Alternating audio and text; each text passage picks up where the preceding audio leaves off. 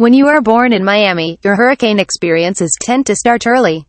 Mine began in utero. My mother was pregnant with me when Hurricane Cleo touched down in Miami.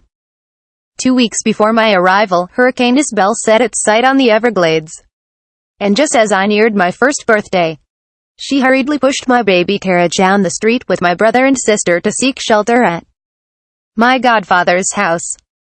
Hurricane Betsy, a doozy, was headed to Miami. It landed in Key Largo.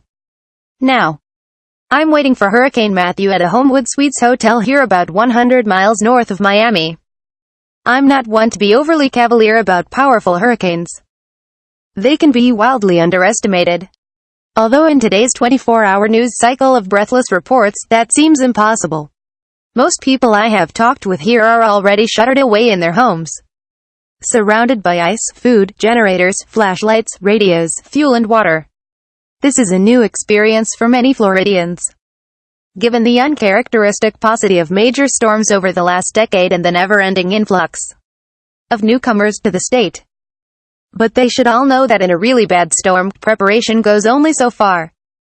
That became all too clear when I rode out Hurricane Andrew on August 24, 1992, inside a Comfort Inn in Florida City, about 28 miles south of Miami, ground zero for the monumental Category 5 storm.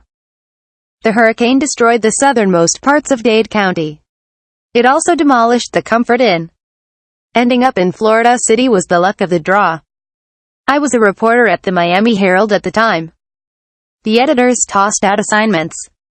My fellow reporter and boyfriend, now my husband, Don Van Natta Jr., and I shrugged and headed out to the last city before the Florida Keys. A photographer for the paper, Carlos Guerrero, drove us there in his car, the only one headed south when we arrived around 10 p.m. There were 18 tourists, some from as far away as Japan. Inside the two-story motel, the kind with rooms opening to the outside, it was calm for a few hours. We assumed a good story had passed us by.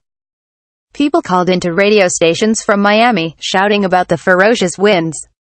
We debated toasting our first hurricane together with some beer. We opened our Comfort Inn door, and all was still. Until it wasn't.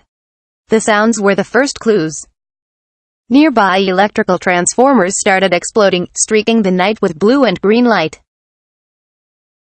Then our power went out. Another hour passed.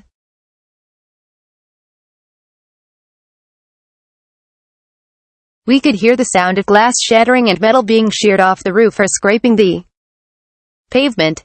A chunk of the motel roof flew off. We took a deep breath and dashed for the next room. A group of us huddled together. Flashlights and candles glowed. We talked a little but mostly listened to the hurricane's groans. When ceilings started leaking, we changed rooms. Just past 5 a.m. Our ears popped from the drop in barometric pressure.